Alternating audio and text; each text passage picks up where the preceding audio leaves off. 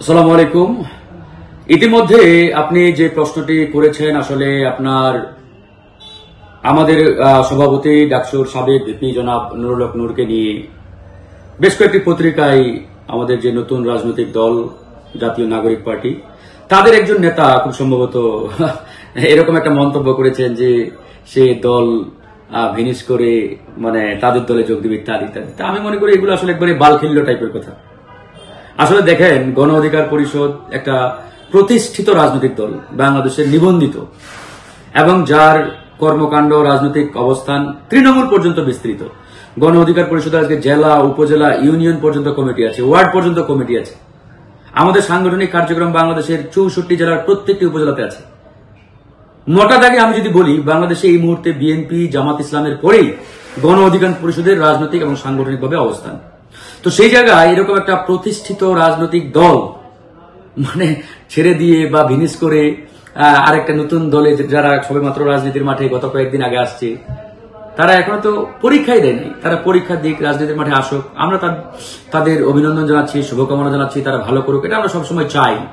কিন্তু বাস্তবিক অর্থে আসলে তাদের যে অধ্যত্বপূর্ণ কথাবার্তা এবং তাদের যে ধরনের ল্যাঙ্গুয়েজ, এটা আসলে একটা মানে রাজনৈতিক মানে শিষ্টাচারের মধ্যে পড়ে না।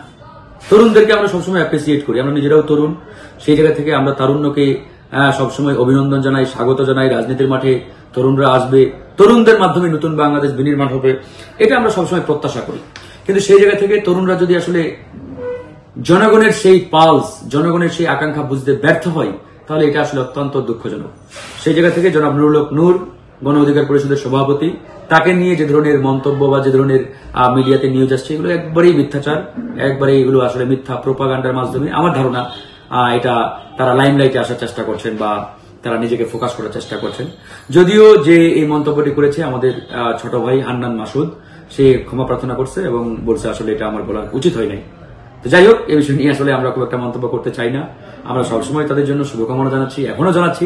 আমরা চাই তরুণরা এগিয়ে আসুক, রাজনীতির মাঠে তরুণরা যত বেশি আসবে, যত বেশি রাজনীতির মাঠে তরুণদের ইনভলভমেন্ট থাকবে, ততই নতুন বাংলাদেশ বিনির্মাণের যে স্বপ্ন, জনগণের কাঙ্ক্ষিত বাংলাদেশ বিনির্মাণের যে তাগাদা, এটা আমরা ইনশাআল্লাহ বাস্তবায়ন করতে পারবো। এই যে শিশু ধর্ষণ বা নারী ধর্ষণ যেটাই বলেন, যতই প্রশ্ন থাকুক, কিন্তু বর্তমান এই সরকারের স্বরাষ্ট্র উপদেষ্টা ব্যর্থতার দায় কোনোভাবে এড়াতে পারেন না। তাকে এই ব্যর্থতার দায় নিতে হবে এবং ব্যর্থতার দায় নিয়ে অতি দ্রুত তার পদত্যাগ করা উচিত। আর তিনি যদি পদত্যাগ না করেন, তাহলে এই সরকারের উচিত তাকে পদ থেকে সরিয়ে দেওয়া। এখানে একজন বিপ্লবের স্পিরিটধারী এরকম ব্যক্তিকে দায়িত্ব দেওয়া, যার মাধ্যমে জনগণের সত্যিকারের কাঙ্ক্ষিত বাংলাদেশ বা জনগণের যে আকাঙ্ক্ষা, সেটা বাস্তবায়ন সম্ভব।